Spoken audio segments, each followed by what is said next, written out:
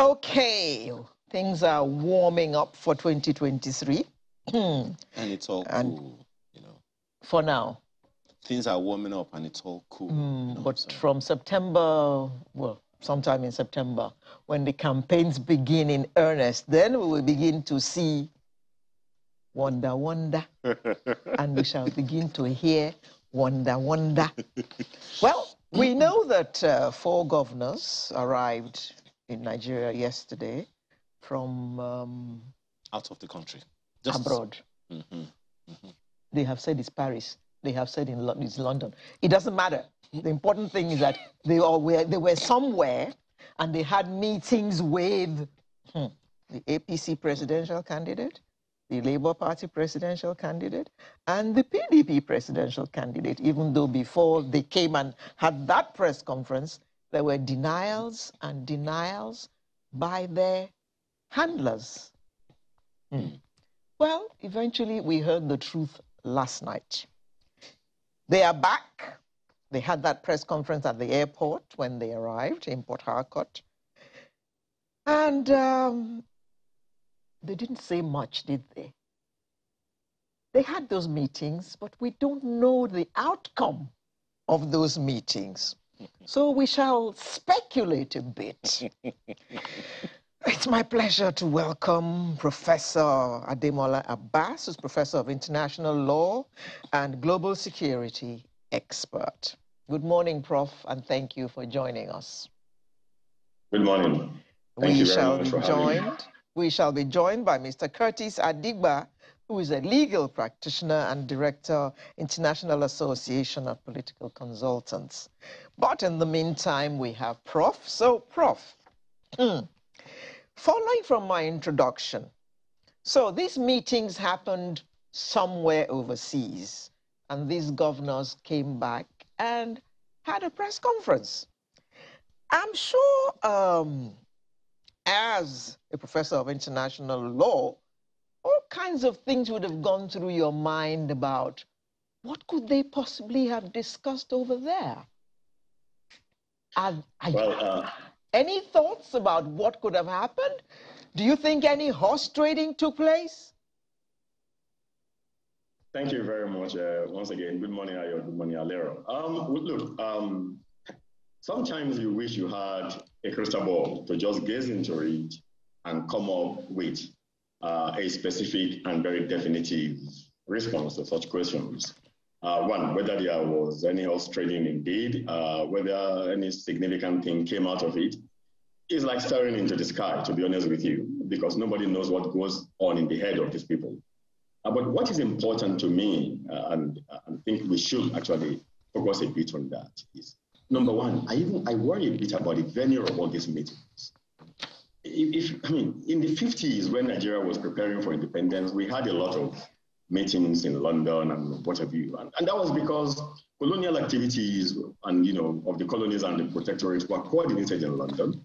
And even after that, you had meetings in London by politicians from Nigeria and the Commonwealth, because that is the headquarters of Commonwealth. What I don't understand is why we always think, or our so-called leaders always think that they must fly out to Dubai, they must fly out to London or to Paris before they can have meetings on what is supposed to be Nigeria's national interest. Don't we have venues that can host them in Nigeria? Before you even go to the level of horse trading, let's leave the horse for now. Let's look at what stable are they using. If there was going to be a horse trading, what stable are they using for this horse? What message are they sending to the world? That we cannot sit here in Nigeria and discuss problems of Nigeria that they want to start to tackle, hopefully, in 2023. Let's spend a couple of minutes on that before we begin to worry about what goes on in the mind of these people, if anything significant goes on in their mind anyway. Okay. As Alero said the other time, Curtis Adigba has joined us. He's a legal practitioner and a director with the International Association of Political Consultants. Thanks for joining us. Good morning. What's your take on what Prof said? I mean, there are those who are wondering, it's like the political horse trading has begun. Or as someone put it, I think it was you who said it. I don't know. Someone told me that the political season has opened, and there's a lot of trading going on. The way I usually put it is, the transfer season is still open. Even though I know the last thing. Is it ever closed in Nigeria? I don't think it's ever closed. Oh, really? Yeah, they don't have commencement or ending period for movement across political lines in this country. And of course, they always invent reasons why they have to make the move. Since you mentioned that, do you think that is required? Do you think there has to be some kind of legislation telling us when the window opens and when it should close? There shouldn't be a window in the first place, except in exceptional circumstance. You know, politics is dynamic in nature, but the dynamism has to be fitted within a certain corpus of ideology. You know, you join the APC because you believe in the core values that the APC is talking about, you know, or believed in, you know, as the core values of the party. That's what the party is anchored on. Now, you join the PDP because of what the PDP tells you it's about. You understand? And the ability to quickly transform overnight, like we see in this country, you know, by politicians, you know, speaks to the fact that there's just no ideology in our politics. So politics is about lifting people up. And what we lack in this country is the politics that is about the people. Politics that can lift the people up and lift the country up. What we basically see day to day is politics that can lift these individuals up. And so once your interest is threatened in one place, you then begin to plot a pathway to the other place where you think that it will be much better for you there. There's something a prof said the other time that you kind of agreed with, you know. He said we needed to talk about the venues of this meeting. How significant is that to you? You know, I said to a friend a few days ago that if you look at the micro unit that the family is, parents can do something that will take their children generations to be able to solve. And that is what you are saying, effect of colonialism on our leaders who still don't understand. Now, the tragedy about the whole thing is that the places they are running to hold their meetings were built and developed by people like them in their countries. And what they don't understand is that these venues where they hold these meetings are bugged. So these foreign governments already know the directions that the so-called political leaders are about to take in the country. Can you imagine Americans wanting to resolve their political differences or chart the way forward and then come to Nigeria to hold those meetings? How does it even look or sound to them? No, but Mr. Tigba, recall what their handlers had said. Yes. That one went on holiday, one went on a business. It's not as if these meetings were planned to take place in those. They just happened to have bumped into each other and decided to meet, according to the handlers. They can tell their tales by moonlight, but we are not children, and we understand how these things work. This is not the first time, really, if you understand. The other time, they accidentally met in Istanbul, if you recall. The same set of governors, they met in Istanbul, and then from there, they went to France and to London. At whose cost? The taxpayers, the people themselves.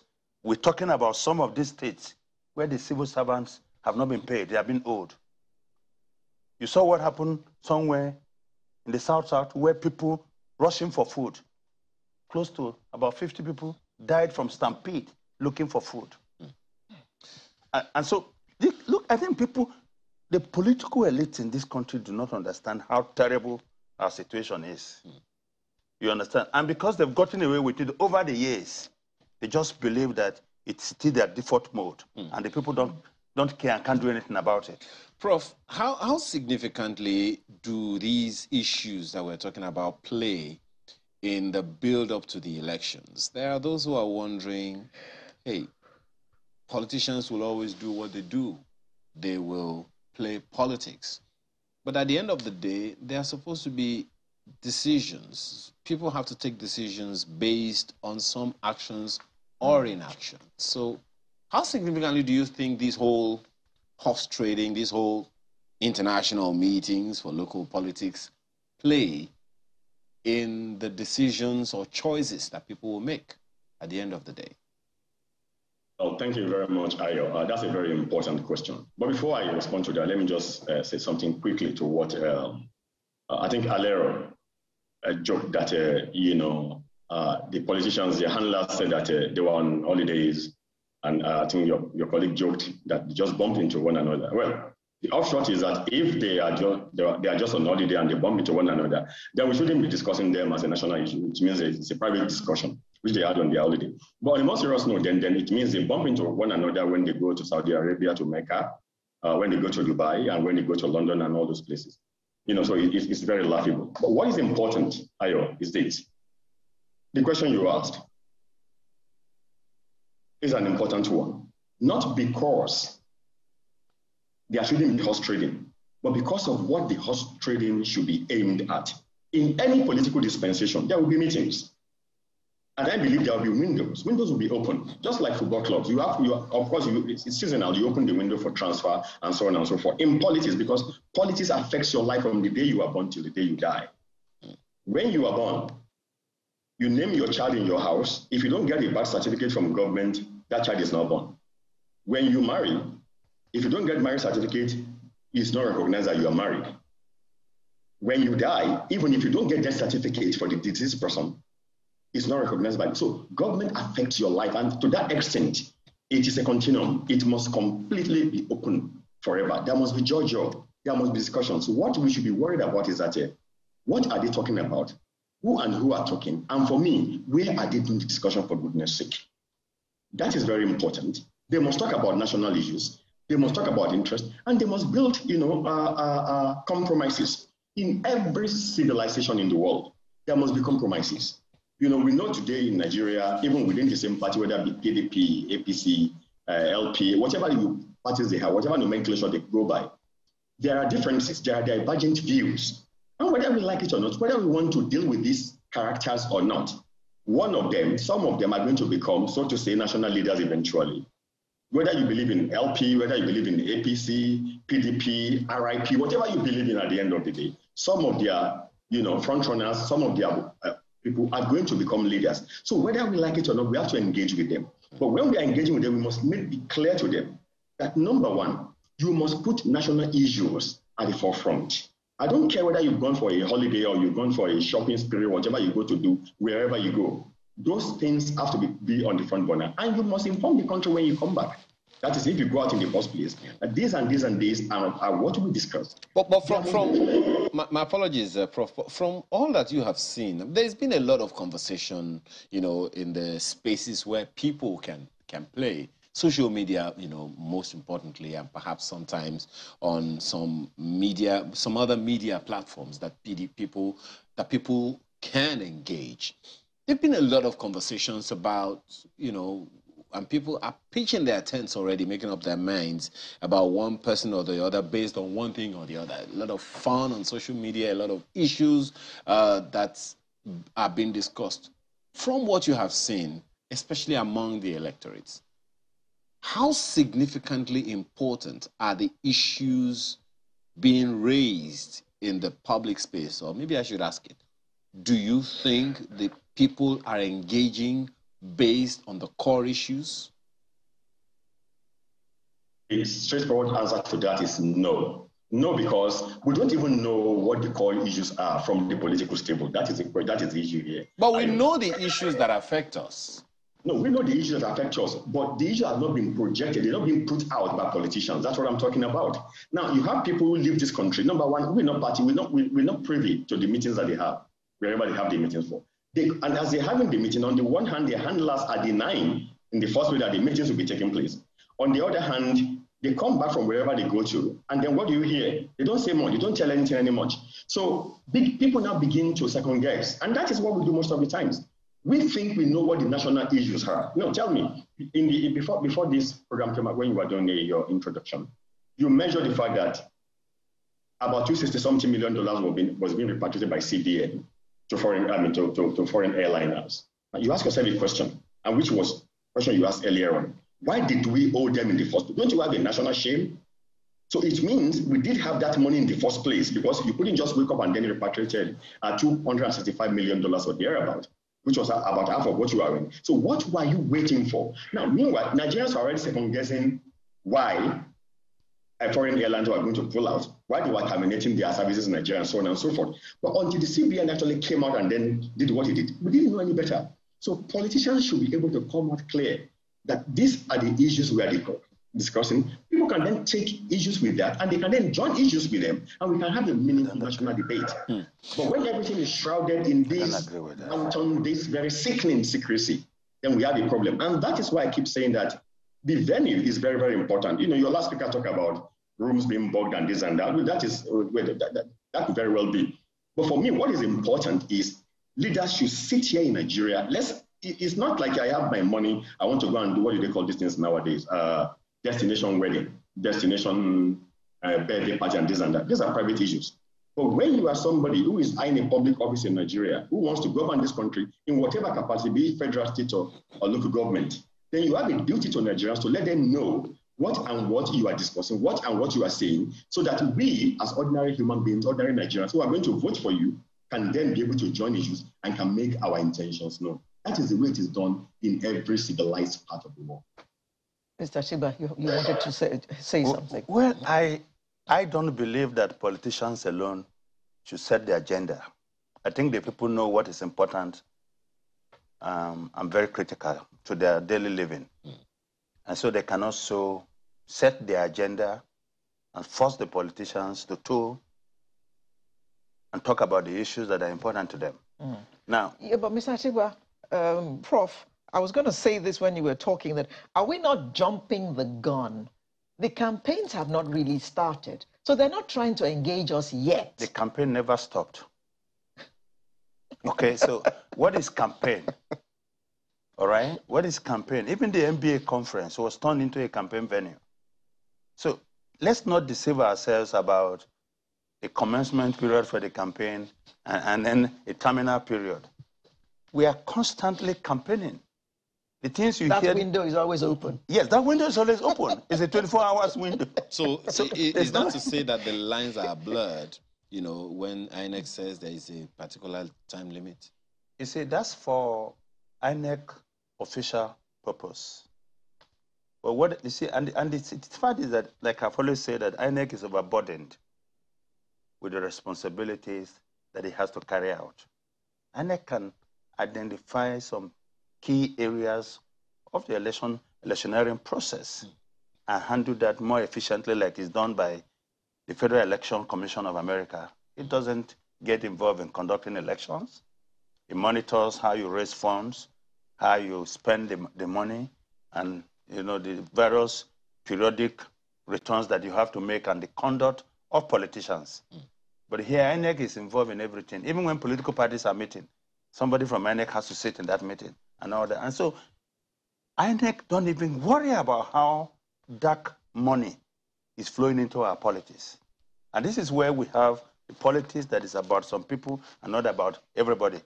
So if I bring in $1 billion or $2 billion into the political process in favor of a political party and candidates, I have a say. I've already invested. Yes. There's a special interest that I have created in that political party. They are not going to start projects that are about you and I. But what kind of projects can bring out the funds that will compensate the investor? But that's definitely, I don't know how developmental that can be. You are a political consultant. So perhaps you want to, you know, try to give us a perspective of some of the things that are happening. You've heard Prof raise issues about the venue. And you have also heard, you know, you also had an issue with that. You've also heard him talk about, you know, a number of, you know, things that are important and all of that. Give us an understanding. Why would there be a need as a political consultant for meetings to hold in places other than where the elections are going to hold in the first place? And perhaps some other things that are involved in this horse trading, and perhaps how significantly they will play on the elections? So I think it's about the mindset of those that are involved. And for them, it's also about power display. We have the resources. We can sleep in Lagos today, wake up tomorrow in Paris for breakfast. We have the power, we have the resources. We are not accountable to anybody, right? So we travel out of the state anytime we want to travel. And some of these things they do, even without handing over power to their deputies.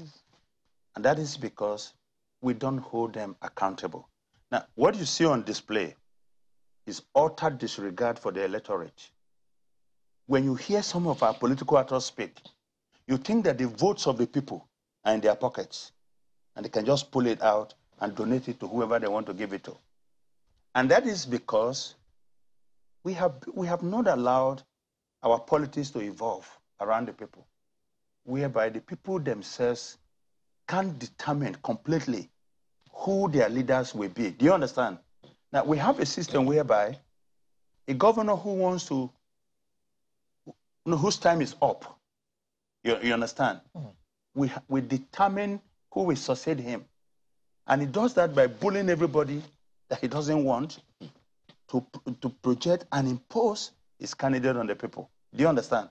And because he has the resources and they have the ability to force through their ways, so we come to believe that if you want to win an election, you have to go to the governors. And that is what you see now. But if we have a political system that the people themselves can determine, okay, set the agenda. Look, right now in the US, we're approaching the midterm election in the US. And polling is showing that what is critical to the people are issues of the kitchen and table. How do they put food on the table for their kids? How do they maintain the roofs over their heads? And politicians are forced to start talking about those issues. All right? Now, if we don't get up as the people to say, look, this is where we think the country should be heading to, and then look for people who can take us there, these guys will continue. What role can the people play in that? The selections are made at the political party level, yes, in the primaries. See, that's why I said fundamentally our politics is defective. The political parties right now that we have are gated communities. Communities. Like estates. Yes. People, those who are already in the party, we have to take you to the gate and give you the code before you can enter. But political parties are supposed to be integrated communities where everybody can join and have a vote. You see, you will grow with your talent and contribution to the party. Okay. That's how you rise to the top. Prof. I told you before that if Barack Obama were to be in Nigeria, he'll be fighting to be a councillor. Well, yes. But because you operated in a political ecosystem that recognizes talent, you understand? But, yes. Okay, but Prof, is that to say that, I'm sorry, I think Alero maybe had a question. Go ahead. Okay. Is that to say then, going by what Mr. Adigba has said here, that the defective nature of the political system that we are operating opens the way, so to speak, for some of the defects that you are also talking about, both of you especially? Well, thank you, Ayo. There is no question about the fact that we are operating a largely defective political system. But look, albeit that is what we've got today, I don't think we are going to be able to do a lot if we focus on what it should have been rather than what it is and what we have now. Look, I understand what the last speaker said regarding when I commented earlier on. By no means was I saying that only politicians should set the agenda. Of course, the people will set the agenda, but you ask yourself the question, which people in Nigeria are going to set the agenda? What platform are they going to use? Students who have been at home for the past 6 months are going to set agenda for education or for students or for universities. NLC that is largely compromised is going to set agenda for workers. Civil society organizations that are running about how they will get the next funding from international donors are going to set the agenda for the country. Whether you like it or not, we operate a system in which the electorate has been captured already. And until we fight, look, you don't stay outside in the rain and fight the rain. You have to find a shadow, find somewhere to put, a safe net over your head before you begin to engage with that. You need to engage with the structure we have today. So you cannot say, oh, people have to set the agenda. And nobody is saying people will not set the agenda, but we are saying we have a structure for now which does not actually speak to that. And people are saying, look, you are there. We know the issues that we face. We don't have food. There is no employment. Youths are suffering. Universities are short. Schools are suffering. So on and so forth. Infrastructural deficit, so many other things. We know this generally, but where do we channel them to? Whether we like it or not, we have things that we can call political associations in Nigeria today. They are there anyway. The question is, how do we make the best out of them? I mean, the gentleman made a reference to the forthcoming, midterm elections in the US. Yes, of course. And people are setting the agenda, but they have structures in the US. They have structures in the UK to set agenda. They have structures in Western democracies. Well, there's no such structures in Nigeria. Because in Nigeria, we build personalities, we do not build strong institutions. Well, Prof, just on that one very quickly, I think Mr. Adigba has a contrary opinion. So, Prof, I think we have structure in our politics in Nigeria. If we don't have structure, on what basis are we conducting election? But they are defective structure. Well, I think what he's talking about, because it's against what you said the other time about, we have a structure for the political process, but structures that can make people challenge. No, they can't challenge. Let me tell you, how do people set agenda in other parts of the world? They punish politicians at the polls, politicians who are not speaking to their interests, who don't care about them. They punish them. Okay. Look at it, for instance. ASU has been on strike. Majority of the students are within the dominant demographic that can determine the outcome of election in the country. And people forget so soon that one of the reasons why PDP failed in 2015 was because of the disillusionment of this group of people. They were at home for almost 1 year at some point. They also strike. And they took it into their hands to punish the PDP then. You understand? Now, you can setting an agenda is not just gathering in one place and say, oh, this is what we want you to do. No. You focus the politicians on what your desires and needs are, and if they don't bend to it, you punish them at the polls. So, but by not employing them. By not employing them, because they're basically hiring people. Okay. Prof, what's your take on that? Look, Ayo, I don't want this to turn into kind of a banter between me and I think we are saying the same thing, but in different ways. Okay. Because there are a lot of issues that we need to untangle here. Yeah.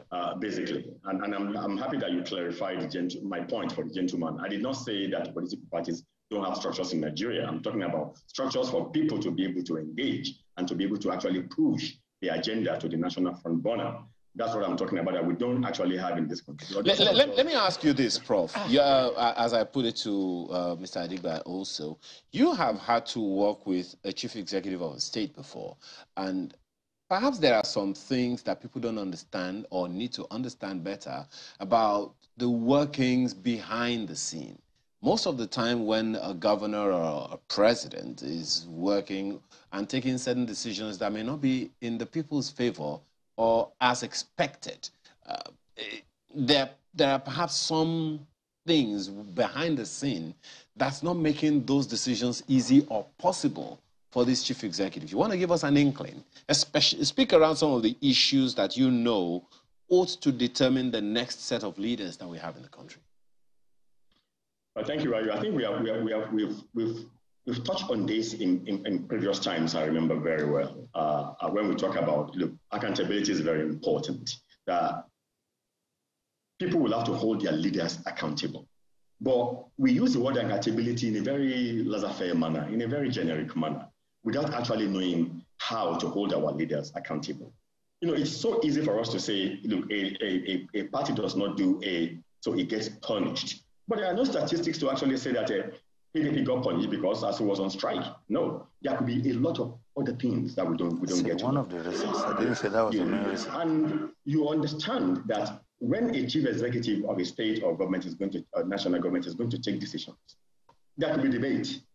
You know, even at an international level, look, you have 15 members in the Security Council of the United Nations, 5 of them permanent, 10 non-permanent. Everybody knows that the way it works in the international sphere is that the Security Council wants to take a very controversial decision. we'll have got an agreement of all the 5 member states or non-veto of those who are going to dissent anyway, non-veto from them, before to table it. They will have done their meeting. So there is nothing wrong in politicians actually meeting, especially in the pre-formal declaration of campaign season. There is nothing wrong in them in meeting and doing, what, George, let's meet, let's talk about this and that. Nobody is outlawing that. I talk about the venue to start with. But we talk more importantly about how those discussions are going to affect decisions that will be taken. And you did refer to the fact that I did work for a government in Lagos State, to be precise. And I can tell you for a fact that a lot of decisions that will come to the public, we will have discussed among ourselves internally.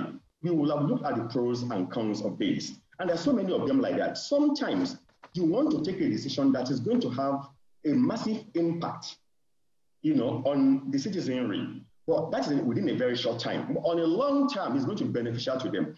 But the citizenry does not see the benefit, that long-term benefit. They focus on the short-term benefit. And because of that, if you push it to the domain of citizenry straight away, you get a pushback.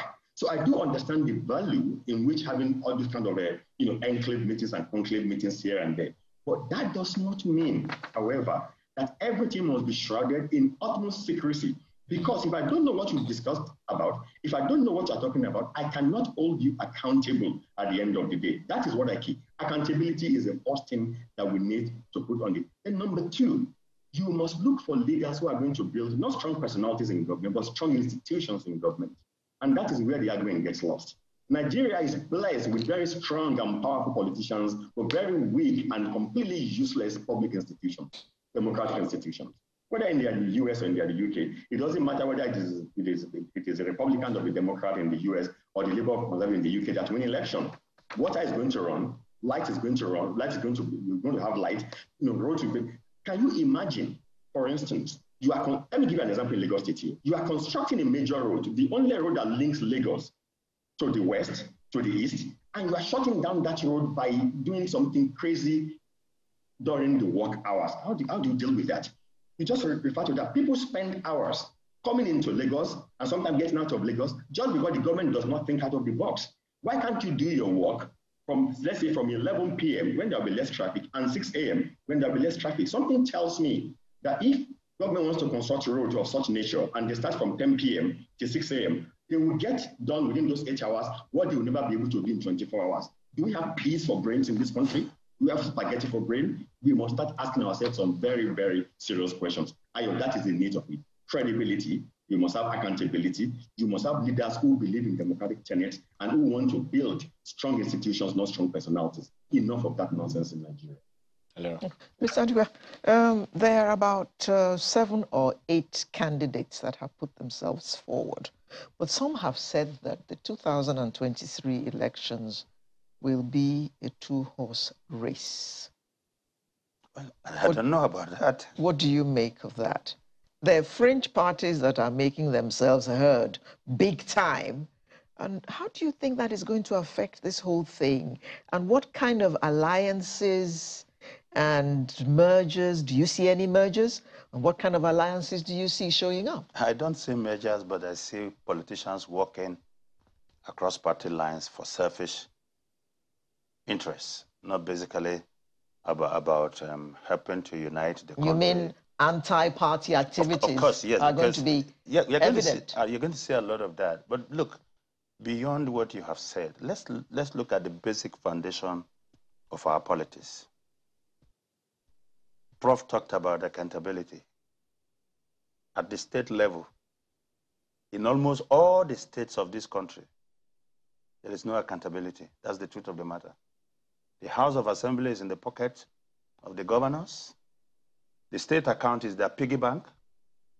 They can spend whatever they want to spend out of it. And that's why they are so powerful, because they have access to these funds and they can do whatever they want. Now, why is the development not around the people? I'll speak to the candidates you talked about. Why is the development not around the people? You have to take a look at the process that produced these leaders, okay? So you have the talent. Alera, you have the talent, you want to be governor, but you don't have the funds. Ayo doesn't have the talent, but he's the money bag. So Ayo comes to a rescue or by projecting you. No, and she has to come to me. Yeah, so you go to Ayo, and then you say, sir, I want to be governor of the state. And he says, so he finances everything. Yeah, so what do you have to offer us? And he said, well, I will do whatever you want. So Ayo brings out the billions and then makes you the state governor. You cannot do anything as the governor. He's my boss. Ayo is the governor. You are just a placeholder. That's the truth of the matter. Sorry, I laughed.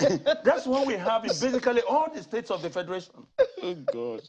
And that's why, instead of the government focusing on the people, we the people who elected them to solve our problems now have to solve them as our problems. Because we are constantly looking at how to manage the conflict between them and their political godfathers. That's what you have all over the states. So the distractions of government, the first thing is there. about accountability that he talked about, you see, you cannot reinvent the wheel. We've seen some of these things dealt with in other parts of the world. Now, they have what is called plural executive in some states in the US, where the governor is elected, the deputy governor is elected. It could be on a different political party platform. So you can have a governor who is a Republican and a lieutenant governor who is a Democrat. And then you have commissioners not being appointed by the governors, but going before the people to contest for election themselves. So the governor can remove them. So for instance, if I'm the commissioner for finance, and you as my governor calls me and say, Honorable Commissioner, I want 1 billion in this account. The question I will ask you, why? But if you appointed me as the commissioner, you can't ask any questions. I can't ask you that question. You just say yes, sir. So instead of taking time to reform our politics, because you see, people talk about institutions. Institutions are built by people, and institutions are defended by people because they can't defend themselves. So we have to build a process that is constantly reforming to bring it to best, standard and to work for the people. Now, let me come to your question then. Traditional politicians believe that those with better name ID, that's identification, bigger political structure, are always the one that will win election. And in our country today, we have two political parties that fits that mode. Mm. The PDP with about 14 states, if you include Osun State, and then the APC with about 21. Now, go back to 2015, and you will say that what we have just done is to flip the script. The PDP had more states in 2015, but they lost the election when politicians came together under the umbrella of APC. Why? Because the people were disenchanted with the prevailing atmosphere, political, economic, and social atmosphere at that time. So while people are saying, okay, we have two horse race, all right? And it could well be, but there is a storm that is gathering in this country. And I don't want people to discount that casually like they have done in the past. When in 2006, a young man with a funny name, skinny, never been heard of except in 2004 when he gave that speech at the DNC, stood at the steps of the Lincoln Memorial in Springfield, Illinois, and declared and said, I want to be president. Nobody took him seriously. Say it was a long shot. But the strength of every politician is the people. And as long as we keep thinking that what determines the strength of politics in our nation is how much you've been able to pilfer from public resources and then use it as a war chest. I want Nigerians to know that we are approaching a time. With the era of the social media, people are beginning to think more about themselves and beginning to know things that they didn't know about before. You can go home feeling comfortable about your two horses, but open your eyes to the danger. There is a horse in the stable. There is a horse that has not emerged from the stable, but is coming. That might just spring out and surprise everybody. So let's not go to bed to sleep. We all need to work around the clock. The parties need to work and end the votes of the people. Thank you very much, Mr. Curtis Adigwa, legal practitioner and director, International Association of Political Consultants, who was with us in the studio, and we also had Professor Ademola Abbas, Professor of International Law and Global Security expert, who joined us virtually. Thank you, both gentlemen. Thank you for coming to talk about this with us today. Thanks. Thank you. Sunrise will return in just a moment. Make sure you're there when we come back.